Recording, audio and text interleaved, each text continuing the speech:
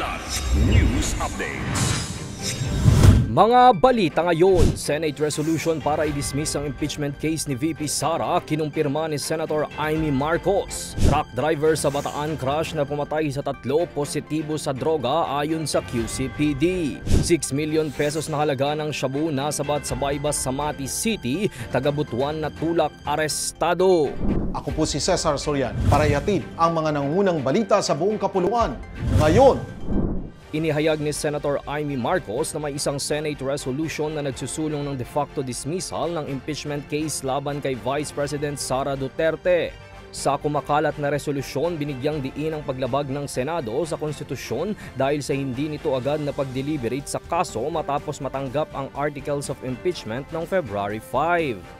Kapos na umano sa oras at hindi maaaring i-carry over ng 20th Congress ang impeachment trial dahil lahat ng pending matters and proceedings ay mababasura sa oras na matapos ang isang Congress.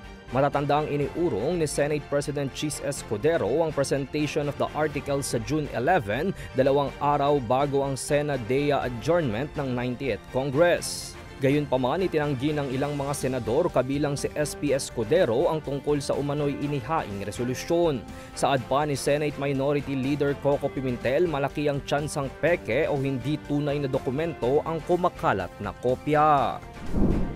Positibo sa paggamit ng shabu ang truck driver na sangkot sa malagim na aksidente sa Batasan San Mateo Road noong May 28 na ikinasawi ng 3 katao ayon sa Quezon City Police District o QCPD ngayong araw ng Miyerkules. Agad ring inaresto ang driver matapos ang aksidente sanhi ng umano'y brake failure ng isang 10-wheeler truck patungong Marikina. Bagamat negatibo sa alcohol breath analyzer o ABA test ng Land Transportation Office o LTO, nagpositibo naman sa methamphetamine hydrochloride o shabu ang drug test ng QCPD Forensic Unit. Nahaharap ang driver sa reklamong paglabag sa Republic Act 10586 o ang Anti-Drunk and Drug Driving Act bukod pa sa naunang kasong reckless imprudence resulting in multiple homicides, injuries at damage to property. Pansamantalang suspendido rin ang kanyang lisensya habang nagpapatuloy ang investigasyon.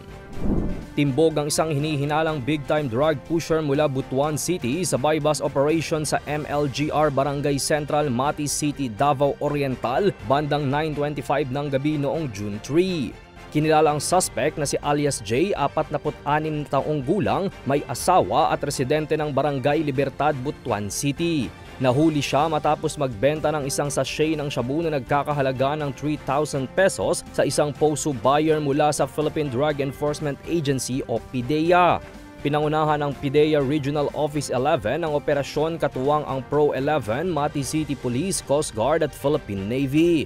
Bukod sa marked money, nasamsam din mula kay Jay ang 5 heat-sealed sachets ng hinihinalang shabu na tumitimbang ng humigit kumulang 503 grams at may street value na 6,036,000 pesos. Kakaharapin ng suspect ang kasong paglabag sa Republic Act 9165 o ang Comprehensive Dangerous Drugs Act of 2002. Para sa Kidlat News Channel, ito si Jai Reyes, nag-uulat. ako po si Cesar Soriano, kasama nyo sa bawat pagputo ng balita.